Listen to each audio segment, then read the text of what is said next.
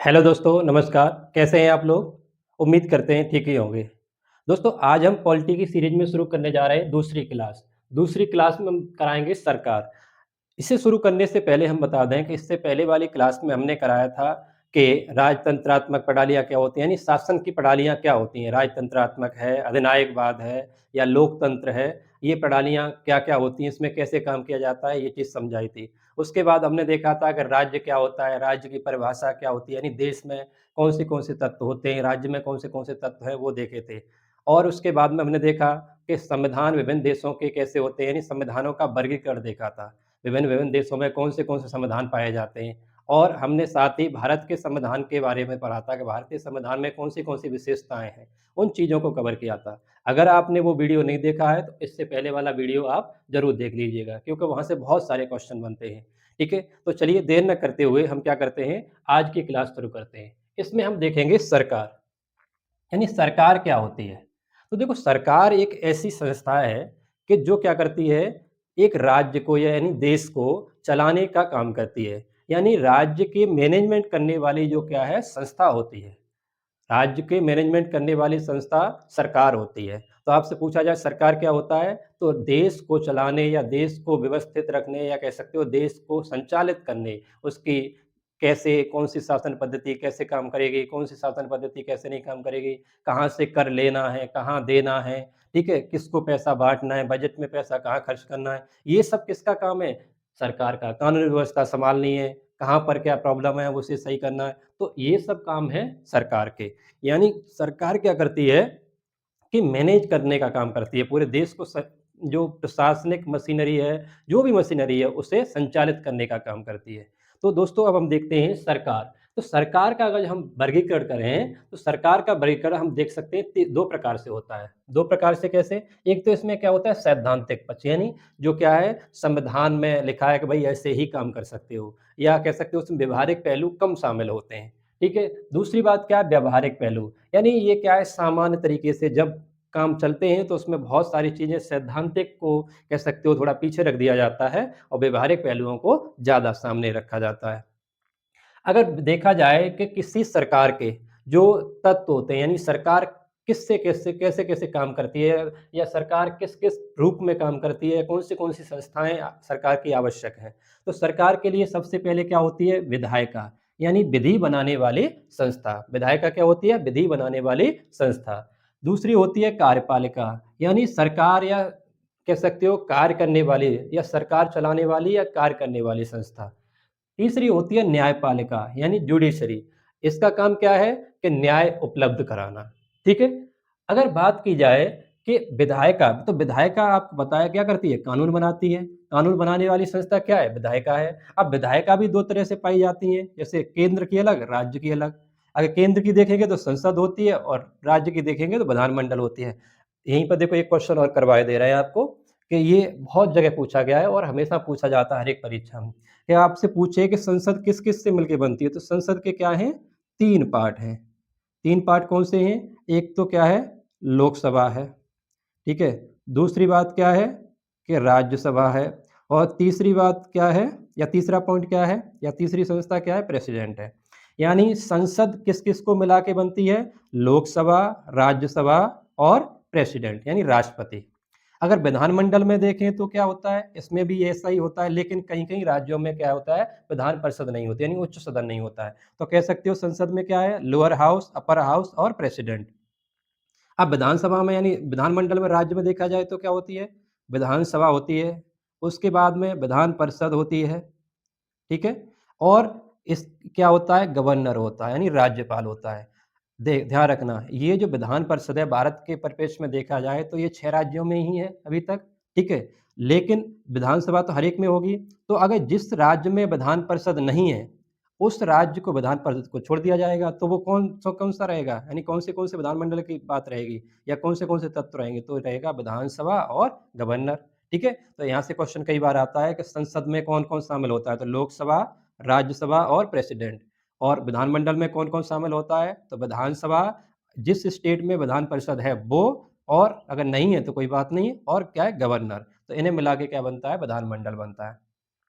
अब अगर हम देखें कि जो कार्यपालिका है, देखो ध्यान रखना ये सब चीज़ें अलग से पढ़ेंगे, हमारे संविधान में अलग-अलग भाग है, ये जो 5 भाग है उसमें है संविधान के, इस ये 6वें भाग में है, तो इन्हें अलग से पढ़ेंगे। लेकिन अभी हम बता रहे हैं कि विधानमंडल होता क्या है, ठीक है? कार्यपालिका, तो कार्यपालिका का मतलब ही होता है शासन करने वाली संस्था, यानी सरकार चलाने वाली या शासन करने वाली संस्था ही को क्या कहते हैं हम? कार्यपालिका कहते हैं। हमारे भारत में कार्यपालिका का प्रमुख कौन पाया जाता है? तो राष्ट्रपति पाया जाता है। पाया जाता नहीं पाया जाता?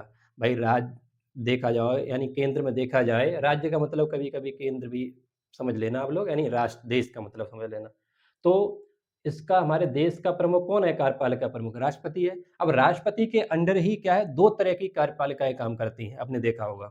2 तरह की कार्यपालिका कौन-सी है? एक तो राजनैतिक कार्यपालिका होती है, एक प्रशासनिक कार्यपालिका होती है।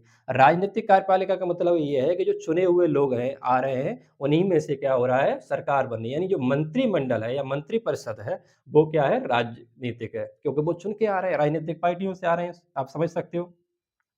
तो ये क्या होती है, राजनैतिक कार्यपालिका होती है। राजनैतिक कार्यपालिका में किसे रखा जाता है? मंत्रिपरिषद को, और मंत्रिपरिषद का प्रमुख कौन होता है? प्रधानमंत्री होता है, आपको पता है। तो मंत्रिपरिषद का प्रधान कौन होता है? प्रधानमंत्री होता है। अब प्रधानमंत्री के अंडर में और भी मंत्री काम करते हैं, जैसे कैबिनेट मंत्री, आपसे पूछा जाता है कैबिनेट मंत्री क्या होता है, स्वतंत्र प्रभार मंत्री क्या होते हैं, ठीक है? तो यहाँ से क्वेश्चन बहुत सारे बनते हैं, अब लोग जब क्वेश्चन लगाएंगे तब आपको पता चलेगा। तो कैबिनेट मंत्री होते हैं, राज्य मंत्री, स्वतंत्र प्रभार होते हैं और राज्य मंत्री होते हैं। देखो वैसे एक मंत्री का और पाया जाता है, वो कौन-सा है? उपमंत्री। उपमंत्री, लेकिन ये उपमंत्री हमारे यहाँ अभी कार्य में नहीं है। ये चौथा चीज़ जो पाई जाती है, उपमंत्री। लेकिन उपमंत्री हमारे यहाँ काम नहीं कर रहा है अभी। तो हमारे यहाँ 3 ही मंत्री काम करते हैं। कौन से? कैबिनेट मंत्री, राज्य मंत्री स्वतंत्र प्रभार और राज्य मंत्री। अगर आपसे बोला जाए कैबिनेट मंत्री कौन होते हैं? तो ये कोई सा विभाग हो या कोई मंत्रालय हो, उसका मुखिया होता है। जैसे मान के चलना, फाइनेंस मिनिस्ट्री है। फाइनेंस मिनिस्ट्री का जो मुखिया होगा, यानी जो मंत्री होगा, वो कौन होगा? वो यहाँ का विभाग का मुखिया होगा, यानी कह सकते हो वो कैबिनेट मंत्री है। जैसे निर्मला सीतारमण जी जो है हमारी वित्त मंत्री, वो क्या है? वित्त मंत्रालय की प्रमुख हैं, यानी वो कैबिनेट मिनिस्टर हैं। अगर जो ऐसे ही बोला जाए विदेश मंत्रालय के कौन है कैबिनेट मिनिस्टर? तो एस जयशंकर साहब हैं। ठीक है? तो ये क्या हुए? ये कैबिनेट मंत्री हुए, ठीक है? याद रखना, ये विभाग के या उसके मंत्रालय के प्रमुख होते हैं। दूसरा देखा जाए तो राज्य मंत्री स्वतंत्र प्रभार, यानी ये ऐसे मंत्री होते हैं, ये क्या है, इनके अधीन तो काम करेंगे कैबिनेट मंत्री के, लेकिन इन्हें क्या है, एक उपवर्ग या उपविभाग दे दिया जाता है, जिसमें क्या है, थोड़ा रूप से या कह सकते हो कुछ रूप से स्वतंत्र तरीके से काम कर सकते हैं, यानी इंडिपेंडेंट होके काम कर सकते हैं। लेकिन जिम जो कह सकते हो ये रिस्पॉन्सिबल किसके तरफ होंगे? तो कैबिनेट मंत्री, यानी इनकी ज़िम्मेवारी किधर होगी? कैबिनेट मंत्री के प्रति, यानी ये ज़िम्मेदार किसके प्रति होंगे? कैबिनेट मंत्री। कैबिनेट मंत्री इसकी क्या कर सकता है? कह सकते हो पूछ सकता है कि तुम क्या कर रही हो, क्या नहीं कर रही हो मंत्रालय में। तो रिस्पॉन्सिबल किसके प्रति हैं? तो कैबिनेट मंत्री के। लेकिन इन्हें स्वतंत्र एक प्रभार दे दिया जाता है कि एक विभाग का दे दिया, 2 विभाग का दे दिया। कहने का तात्पर्य है वो उसमें छोटे-छोटे विभाग हैं। जैसे मान के चलो एजुकेशन मिनिस्ट्री, तो एजुकेशन मिनिस्ट्री में भी उपविभाग होंगे। जैसे वित्त मंत्रालय में भी विभाग हैं, तो उन विभागों के स्वतंत्र प्रभार दे दिए जाएँ। ठीक है? तो वो क्या रहेगा? स्वतंत्र प्रभार मंत्री रहेगा, राज्य मंत्री स्वतंत्र प्रभार। नेक्स्ट देखते हैं हम राज्य मंत्री। ये जो मंत्री होते हैं कैबिनेट मिनिस्टर के और जो स्टेट में जो मिनिस्टर यानी स्वतंत्र प्रभार है, तो इसके क्या करते हैं? सहयोग करते हैं। कौन? राज्य मंत्री। कह सकते हो ये इसका और इसका दोनों का सहयोग करने के लिए काम करते हैं। यानी ये क्या कहते हैं, जैसे हमने इसको कैटेगराइज़ेशन कर दिया ए, बी और सी में। तो ये क्या करेंगे राज्य मंत्री? ए और बी का सहयोग करेंगे, यानी सहायता करेंगे। उसमें काम करने में ऐसा होता है, देखो मंत्रालय कोई छोटी-मोटी चीज़ तो होती नहीं है। मंत्रालय में बहुत सारे काम होते हैं, तो एक कैबिनेट मंत्री ही सारे काम नहीं कर पाएगा। तो जब कैबिनेट मंत्री सारे काम नहीं कर पाएगा तो उसके सहयोगी भी होते हैं, ठीक है? तो इन्हीं को क्या कहते हैं, हम राज्य मंत्री कहते हैं। तो राज्य मंत्री जो होते हैं वो क्या करते हैं, कैबिनेट मिनिस्टर और राज्य मंत्री इन दोनों का क्या करते हैं, सहयोग करते हैं और इन्हें कोई स्वतंत्र निर्णय लेने का अधिकार नहीं होता है। यानी ये वैसे ही काम करेंगे सॉरी, कि जैसे ये कहें या ये कहें। ये अपनी तरफ से कोई निर्णय नहीं ले सकते। ये कुछ हद तक निर्णय ले सकते हैं किसी विभाग में, उपविभाग में, ठीक है? इस चीज़ को याद रखना, इसीलिए उन्हें स्वतंत्र प्रभार बोला जाता है। तो अगर आपसे बोला जाए कैबिनेट मिनिस्टर कौन होता है, तो ये विभाग या मंत्रालय का मुखिया होता है। अगर आपसे बोला जाए कि राज्य मंत्री स्वतंत्र प्रभार क्या होता है, तो ये एक किसी उपविभाग का कह सकते हो स्वतंत्र काम करता है, लेकिन जो ज़िम्मेवार होता है किसके तरफ होता है, तो कैबिनेट मिनिस्टर के तहत होता है। राजमंत्री क्या होता है? कैबिनेट मिनिस्टर और जो राजमंत्री स्वतंत्र प्रभार है, उसके प्रति क्या होता है? उत्तरदायी होता है, यानी उसके हिसाब से काम करता है। वो जैसे बोलेगा वैसे काम करना पड़ेगा, यानी इसे सहयोग करना पड़ेगा। ये तो हो गई क्या है? राजनीतिक कार्यपालिका। तो राजनीतिक कार्यपालिका एक लाइन में कहा जाए तो क्या है? मंत्रिपरिषद है, यानी मंत्रिपरिषद को ही राजनीतिक कार्यपालिका कहते हैं हम। प्रशासनिक कार्यपालिका की अगर बात आए, तो प्रशासनिक कार्यपालिका का मतलब है कि नौकरशाही। जैसा आप लोग बनना चाहते हैं, ठीक है? तो उसी को क्या कहते हैं? यानी ब्यूरोक्रेसी। तो ब्यूरोक्रेसी जो है, नौकरशाही है, वो उसी को क्या बोलते हैं? प्रशासनिक, यानी प्रशासन करने वाले। देखो, ध्यान रखना, ये क्या होता है? शासन करते हैं। ये क्या करते हैं? शासन करते हैं, ठीक है? ये क्या करते हैं? प्रशासन करते हैं। ध्यान रखना, ये क्या करते हैं? प्रशासन करते हैं। यानी शासन सरकार का सारी ज़िम्मेवारी है, सारे मुखिया कौन है? ये मंत्रिपरिषद, यानी मंत्रिपरिषद के बिना सरकार चल सकती है? नहीं चल सकती है। राष्ट्रपति कोई भी कार्य करेंगे किसके कहने से? मंत्रिपरिषद के कहने से करेंगे। तो इसलिए ये शासन करते हैं, यानी सरकार चलाते हैं। और ये क्या करते हैं? प्रशासन, यानी ये प्रशासन को देखते हैं। ध्यान रखना, प्रशासनिक नौकरशाही या प्रशासनिक कार्यपालिका इसीलिए बोला जा रहा है कि ये क्या करते हैं? प्रशासन को सँभालते हैं। तो आपको पता है इसमें क्या है? नौकरशाही काम करती है। नौकरशाही का मतलब क्या है? ब्यूरोक्रेसी काम करती है। अब ब्यूरोक्रेसी का आपको पता है भारत में जो सर्वोच्च पद है, वो क्या है? कैबिनेट सचिव होता है। यानी ये इससे बड़ा कोई आईएएस या कोई भी अधिकारी नहीं हो सकता है।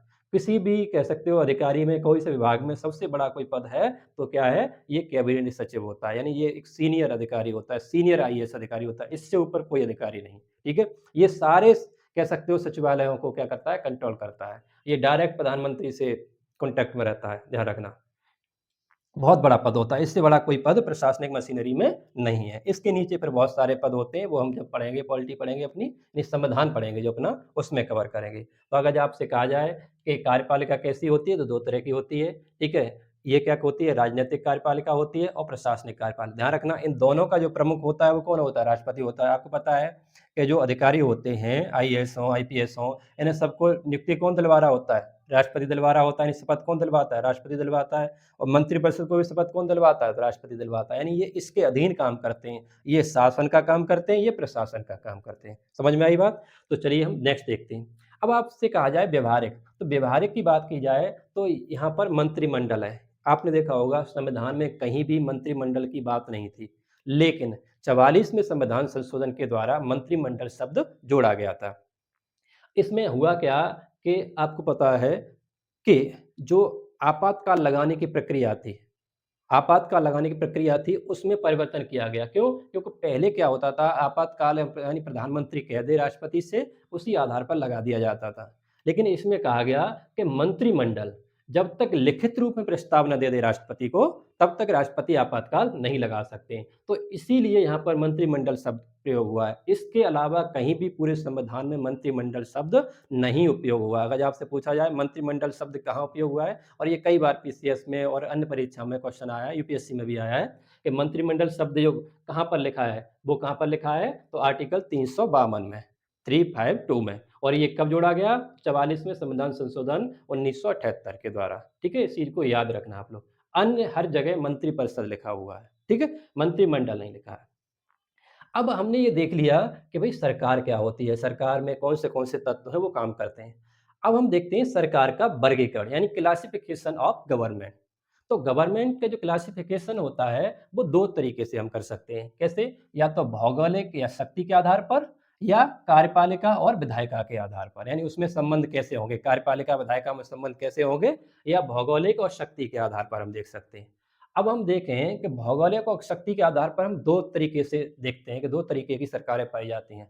एक क्या होती है? संसदीय सरकार, संघीय सरकार होती है, और दूसरी एकात्मक सरकार होती है। ये हमने संविधान में बहुत अच्छे से कवर किया है कि संघीय व्यवस्था क्या होती है, संघीय संविधान क्या होता है, एकात्मक संविधान क्या होता है। आप इससे पहले वाली वीडियो को देख लेना ध्यान से, क्योंकि ये सारी चीज़ें तभी ज़्यादा और अच्छी समझ में आएँगी आपको कि पहली वाली वीडियो देखी होगी। क्योंकि ये संघीय व्यवस्था हमने बहुत ज़्यादा चर्चा की थी इसकी, एकात्मक व्यवस्था की बहुत अच्छी चर्चा की थी, तो इस चीज़ को आप देख लेना प्लीज़, ठीक है?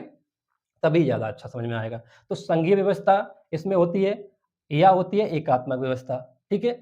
अब अगर देखा जाए कि कार्यपालिका विधायिका में संबंध, यानी यहाँ पर कहीं तो कार्यपालिका विधायिका होगी कैसी? संसदीय व्यवस्था होगी, कहीं क्या होगी? अध्यक्षीय व्यवस्था होगी। यानी ये दोनों व्यवस्थाएँ किसी देश में कोई पाई जाएगी, किसी देश में कोई पाई जाएगी। तो अगर आपसे बोला जाए सरकार का वर्गीकरण किस आधार पर कर सकते हैं? भौगोलिक या शक्ति के आधार पर, या दूसरा क्या कर सकते हैं? कार्यपालिका और विधायिका में संबंध के आधार पर। तो इसमें देखा जाए भौगोलिक में तो संघीय व्यवस्था होती है किसी देश में, किसी में एकात्मक व्यवस्था होती है, ठीक है? दूसरी बात अगर देखा जाए विधायिका और कार्यपालिका में संबंध के आधार पर, तो कहीं तो संसदीय व्यवस्था होती है, कहीं अध्यक्षीय व्यवस्था होती है। ये सब पढ़ा दिए हैं, देख लेना आप लोग पिछली वाली वीडियो में। अब अगर देखा जाए कि कौन से देश में कौन-सी व्यवस्थाएँ पाई जाती हैं, ये क्वेश्चन बहुत आते हैं। आजकल परीक्षाओं में अच्छे क्वेश्चन आ रहे हैं। तो अगर बात की जाए कि एक्स वन का मतलब क्या है? देखो हमने यहाँ पे डिनोट कर लिया है, ठीक है? क्योंकि नहीं तो पूरा लिखते तो बहुत ज़्यादा हो जाता। एक्स वन का मतलब है संघीय व्यवस्था, एक्स2 का मतलब है एकात्मक व्यवस्था। हमने यहाँ पर बाई से डिनोट कर लिया है, तो बाई 1 का मतलब है संसदीय व्यवस्था और बाई 2 का मतलब है अध्यक्षीय व्यवस्था। देखो ये और कुछ नहीं होता है, बहुत ज़्यादा लंबे नोट्स बनाने से बचने के लिए ये तरीका होता है, ठीक है? शॉर्ट में यानी फ्लो चार्ट ये सारी चीज़ बनाने का तरीका यही होता है कि आप छोटी-सी चीज़ में या छोटी-सी बातों में बहुत बड़ी-बड़ी बातें कर लो, यानी बहुत ज़्यादा चीज़ें कवर कर लो, ठीक है? आप लोग भी नोट्स बनाना इसी आधार पर बनाना, यानी ऐसे ही बनाना, फिर देखना आप कितनी जल्दी क्विक रिवीजन कर सकते हो, है ना? और बहुत जल्दी चीज़ें तैयार भी होती हैं। क्योंकि जब हम कर सकते हैं तो आप भी कर सकते हो, ठीक है? आप भी कोई कम नहीं हो। तो कहने का तात्पर्य है अगर हम देखें कि एक्स1 और वाई1 यानी कहने का मतलब है कि संघीय व्यवस्था और संसदीय व्यवस्था, ये किसका गुण है? तो ये कनाडा का गुण है। यानी कनाडा में क्या पाया जाता है? संघीय व्यवस्था पाई जाती है और संसदीय व्यवस्था पाई जाती है, ठीक है? दूसरी बात कहें एक्स1 यानी कह सकते हो संघीय व्यवस्था और वाई2 यानी अध्यक्षीय व्यवस्था। आपको पता है कि अमेरिका में पार्लियामेंट भी है, जिसे हम कांग्रेस कहते हैं, और तो इसमें क्या है संघीय व्यवस्था यानी फेडरल सिस्टम है अमेरिका में, एक्स1 का, और बाई 2 का मतलब क्या है अध्यक्षीय व्यवस्था है, ठीक है? तो यहाँ पर पार्लियामेंट वगैरह है कि नहीं है? तो है, लेकिन ये उतने हिसाब से काम नहीं करती है, जैसे हमारे यहाँ पर क्या है काम करती है। तो इसीलिए क्या है यहाँ पर संघीय व्यवस्था है। कल हमने संघीय व्यवस्था की बात बताई थी। इसमें क्या होता है शक्तियों का विभाजन होता है, ठीक है? यहाँ पर क्या होता है कि जो जो कह सकते हो राष्ट्रपति होता है, वो क्या किसी के प्रति उत्तरदायी नहीं होता है। ये सब बातें हमने क्या की? कल की थी। ये सारी बातें हमने कल की हैं, ठीक है? तो कहने का तात्पर्य ये है कि एक्स1 यानी संघीय व्यवस्था और बाई 2 कौन-सी? अध्यक्षीय व्यवस्था है। ये किसका उदाहरण है? अमेरिका का। यानी अमेरिका में कौन-सी व्यवस्था पाई जाती है आपसे पूछा जाए? तो संघीय व्यवस्था और अध्यक्षीय व्यवस्था। यानी संघ है वहाँ पर कि केंद्र और राज्यों में स्पेशल तरीके से शक्तियों का बँटवारा हुआ है। संघ का मतलब यही होता है फेडरल का, और अध्यक्षीय व्यवस्था, अध्यक्ष मतलब वहाँ पे प्रेसिडेंट होता है। अगर देखा जाए ब्रिटेन में कौन-सी व्यवस्था पाई जाती है, तो यहाँ पर कौन-सी पाई जाएगी? एकात्मक व्यवस्था, जैसे हमने कल देखी थी। और क्या पाई जाएगी यहाँ पर? संसदीय व्यवस्था। यानी हमने देखा है कि हमारे संविधान में जो पार्लियामेंट्री सिस्टम है, यानी संसदीय व्यवस्था है, वो कहाँ से ली गई है? वो ब्रिटेन से ली गई है, ठीक है? इस चीज़ को आप लोग याद रखना। यानी हमारे यहाँ पर जो ब्रिटेन से जो व्यवस्था ली गई है, वो कौन-सी ली गई है? संसदीय भी ली गई है, कुछ एकात्मक भी ली गई हैं। हम अभी देखेंगे संविधान में हमारे में कौन से चीज़ें कहाँ-कहाँ से ली गई हैं, यानी कौन से जो तत्व हैं वो बाहरी संविधान से प्रभावित हैं। तो ब्रिटेन के बारे में अगर पूछा जाए तो ध्यान रखना, यहाँ पर एकात्मक व्यवस्था पाई जाती है और संसदीय व्यवस्था पाई जाती है। एकात्मक व्यवस्था क्या होती है सब पढ़ चुके हैं हम पिछली वाली क्लास में। अब अगर देखा जाए हमारे भारत और फ्रांस की, यानी जो हमारा प्यारा भारत है उसमें और फ्रांस में कुछ व्यवस्था अलग ही लेवल पर पाई जाती हैं। इसी को हम कहते हैं हाइब्रिड सिस्टम, ठीक है? जो संकर प्रणाली, इसे हिंदी में बोलेंगे अजीब से लगेगा, ठीक है? इसलिए हमने इंग्लिश में लिख दिया है। हाइब्रिड सिस्टम यानी संकर प्रणाली। जो संकर प्रणाली है हाइब्रिड सिस्टम कहाँ-कहाँ पाया जाता है? भारत में और फ्रांस में। अगर देखा जाए कि भारत में कौन-सा पाया जाता है, तो भारत में क्या है? संघीय व्यवस्था भी है। यानी आपको पता है हमारे यहाँ केंद्र और राज्यों के बीच में स्पेशल तरीके से शक्तियों का बँटवारा किया गया है। ये है नहीं है? तो ये वाली भी बात सही है। हमारे यहाँ पर क्या एकात्मक व्यवस्था भी है। जैसे एकात्मक व्यवस्था के कल हमने गुण बताए थे, यहाँ पर क्या होता है? यहाँ पर एकल संविधान होता है, एकल न्यायपालिका होती है। ये सारी चीज़ें हमारे यहाँ भी हैं, ठीक है? उसके बाद में हमारे यहाँ संसदीय व्यवस्था है, आपको पता है यहाँ पे पार्लियामेंट्री सिस्टम है। जैसे मान लो हमारे यहाँ पे संसद केंद्र में है, राज्य में विधानमंडल है, तो इसका मतलब क्या है? हमारे यहाँ तीनों व्यवस्थाएँ पाई जाती हैं, कौन-सी? संघीय व्यवस्था, एकात्मक व्यवस्था और संसदीय व्यवस्था। अध्यक्षीय व्यवस्था नहीं है हमारे यहाँ, आपको पता है, क्योंकि अध्यक्षीय व्यवस्था कहाँ पर है? अमेरिका में है, ठीक है? अगर आपसे पूछा जाए कौन-सी व्यवस्थाएँ पाई जाती हैं भारत में, तो संघीय, एकात्मक और संसदीय व्यवस्था पाई जाती है। ऐसे ही फ्रांस में क्या पाया जाता है? एकात्मक व्यवस्था, संसदीय व्यवस्था और अध्यक्षीय व्यवस्था। यानी वहाँ पर जो राष्ट्र प्रमुख होता है वो क्या है? अध्यक्ष के तौर पर काम करता है। जैसे इमैनुअल मैक्रोन है, यानी फ्रांस के राष्ट्रपति हैं, तो वहाँ पर क्या है ये अध्यक्ष के रूप में काम करते हैं, ठीक है? ध्यान रखना, यानी बहुत शक्ति होती है इसकी। ये संसद के प्रति उत्तरदायी नहीं होता है, ठीक है? इस चीज़ को याद रखना। और अगर आपसे बोला जाए कि एक बार किसी एग्ज़ाम में पूछा गया है, ये पता नहीं है किसमें पूछा गया, मैंने कहीं क्वेश्चन देख रहा था, तो वहाँ पूछा गया था कि संविधान की प्रयोगशाला किसे बोलते हैं? तो फ्रांस को बोलते हैं, क्योंकि संविधान के बहुत सारे प्रयोग हुए हैं, यानी कई बार बना है, कई बार बिगड़ा है संविधान। तो प्रयोगशाला अगर पूछा जाए संविधान की कहाँ पर है या किसे बोलते हैं, तो फ्रांस को बोलते हैं। इस चीज़ को आप लोग ध्यान रखना। अगर बात बोली जाए कि यहाँ पर जो शब्द हमने यूज़ किया था कैबिनेट, कैबिनेट ये भी कहीं क्वेश्चन शायद आया है। तो कैबिनेट जो शब्द है वो कैसे बना या कैबिनेट किसे कहते हैं? तो ध्यान रखना कैबिनेट उसे कहते हैं जो कैबिनेट मंत्री होते हैं। ये वाले जो कैबिनेट मंत्री होते हैं इनके समूह को क्या कहते हैं? हम कैबिनेट कहते हैं। इस चीज़ का याद रखनी है हमें। जो कैबिनेट है, ठीक है? उसको क्या है कैबिनेट मंत्रियों के समूह को क्या कहते हैं हम? कैबिनेट या मंत्रिमंडल कहते हैं, ठीक है? मंत्रिमंडल ये शब्द लगा लिखा है ये। इसे हम किससे मिलाएँगे? तो जो सारे कैबिनेट मंत्री होंगे यानी ये इसमें जो कैबिनेट मंत्री जितने भी होंगे, उन्हें मिला के हम क्या कह देते हैं? मंत्रिमंडल कह देते हैं। ध्यान रखना मंत्रिपरिषद में तो ये सारे मंत्री आ जाएँगे इंक्लूडिंग प्रधानमंत्री, लेकिन कैबिनेट में कौन-सा आएगा? प्रधानमंत्री और ये कैबिनेट मंत्री, ठीक है? तो प्रधानमंत्री भी एक मंत्री ही होता है, ठीक है? तो ध्यान रखना, तो कैबिनेट में ये आएँगे या मंत्रिमंडल में कौन आएगा? प्रधानमंत्री और कैबिनेट मंत्री, इस चीज़ की याद रखनी है आपको। अगर आपसे पूछा जाए मंत्रिमंडल में आपने देखा होगा, आजकल हमारे यहाँ पर ये चलन है हमारे यहाँ क्या, ये सही से अगर देखा जाए तो सही भी है, क्योंकि सारे मंत्री को बिठा के हर एक निर्णय नहीं लिया जा सकता है। बहुत सारे मंत्री होते हैं, ठीक है, हमारे यहाँ पर। तो हमारे यहाँ पर जो मंत्री हैं उनको सबको नहीं बिठाया जा सकता कि भाई कैबिनेट मिनिस्टर को बिठा ले, राज्य मंत्री स्वतंत्र प्रभार को बिठा लो, राज्य मंत्रियों को बिठा लो। तो बहुत ज़्यादा बड़ा कह सकते हो बैठक हो जाएगी। इसीलिए हमारे यहाँ ये व्यवस्था बनाई गई है, हमारे राष्ट्रपति बनाई थी जो आर्टिकल 77 है उसके तहत हमारे यहाँ राष्ट्रपति जी ने व्यवस्था बनाई थी कि मंत्रिमंडल के निर्णय को ही हम क्या मान लेंगे, मंत्रिपरिषद का निर्णय मान लेंगे। ये भी ध्यान रखना आप लोग कौन से आर्टिकल के तहत व्यवस्था बनाई गई, तो 77 आर्टिकल है, ठीक है? तो इसीलिए कैबिनेट मंत्रियों के समूह को ही क्या बोला जाता है? मंत्रिमंडल बोला जाता है। आपसे पूछा जाए मंत्रिमंडल क्या है? तो मंत्रिमंडल वो है जो कैबिनेट मंत्रियों का समूह है। इसका प्रमुख कौन होता है? तो प्रधानमंत्री होता है। ठीक? अब आपसे बोला जाए कैबिनेट शब्द की कहाँ से उत्पत्ति हुई? तो कैबिनेट शब्द की जो उत्पत्ति हुई थी तो ब्रिटेन के जो कबाल कबाल शब्द है और ये कबाल था क्या? एक्चुअली में वहाँ पर राजा जब होता था वहाँ पर, राजा आज भी होता है वहाँ पर, लेकिन आज व्यवस्था थोड़ी बहुत सारी चेंज हो गई है देखा जाए। तो लेकिन उस समय वहाँ पर जो राजा होता था, उसकी जो एक समिति थी, यानी कह सकते हो उसे सलाह देने के लिए एक समिति थी, उसके जो 5 सदस्य थे, उसको ही हमने क्या बोला है, कबाल। यानी उस समय क्या बोलते थे उसे कबाल। तो कबाल के ही नाम से क्या बन गया, कैबिनेट बन गया। तो आपसे पूछा जाए कैबिनेट शब्द की उत्पत्ति कहाँ से हुई है, तो कबाल से हुई है। जो कबाल क्या था, वहाँ की ब्रिटेन के जो राजा था, उसकी 5 सदस्यीय समिति का नाम था। ठीक है? यानी कह सकते हो 5 लोगों की जो समिति थी, उसका नाम था, क्या था, कबाल। इसी के नाम पर कैबिनेट शब्द बना। तो दोस्तों, आज हमने ये कवर किया कि सरकार यानी सरकार क्या होती है, सरकार के वर्गीकरण कैसे किए जा सकते हैं, कहाँ-कहाँ पर कौन-सी सरकार पाई जाती है। और इससे पहले जो हमने कर रखी है वीडियो, उसे आप लोग ज़रूर देखना, क्योंकि जो उसे नहीं देख पाएगा, वो इस चीज़ों को समझ नहीं पाएगा कि संघीय व्यवस्था क्या होती है, एकात्मक व्यवस्था क्या होती है, संसदीय व्यवस्था क्या होती है, अध्यक्षीय व्यवस्था क्या होती है। ये सारी व्यवस्थाएँ कल हमने पढ़ा दी हैं। और अगर आपको ये इनिशिएटिव अच्छा लग रहा हो, तो आप लोग प्लीज़ शेयर और सब्सक्राइब ज़रूर करना, है ना? और अब हम देखेंगे नेक्स्ट वीडियो में संवैधानिक विकास। हमारे संविधान का, भारतीय संविधान का जो विकास हुआ है, वो कैसे-कैसे हुआ है, कौन से स्टेप में हुआ है। और ये चीज़ आप लोग विश्वास करो कि अगर आप सही से पढ़ लेंगे इस चीज़ को और नोट्स बना लेंगे और पी-वाई-क्यू लगा लेंगे, तो आपका किसी भी परीक्षा में क्वेश्चन गलत होना असंभव सी बात होगी। ठीक है? यानी संभव नहीं होगा कि क्वेश्चन गलत हो जाए। और हम जैसे-जैसे ये टॉपिक कराते चलेंगे, जैसे अब हमने करवा दिया आपको कि संविधान के वर्गीकरण और सरकार के वर्गीकरण, तो यानी कह सकते हो सरकार के प्रशासन के चलाने के तरीके, इसके बारे में जो भी क्वेश्चन बनेंगे, अब हम वो नेक्स्ट वीडियो बना देंगे आपके लिए। उसके बाद में जैसे संवैधानिक विकास करेंगे, तो फिर उसके लिए अलग वीडियो बनाएँगे एक क्वेश्चन की। यानी करना क्या है हमें, पहले पढ़ना है, फिर उसके बाद क्वेश्चन करने हैं, पढ़ना है, क्वेश्चन करने हैं। ये स्टेप अगर आपने अपना लिया, तो 6 महीने में आप देखना जीएस के एकदम धुरंधर बनेंगे। ठीक है? धन्यवाद।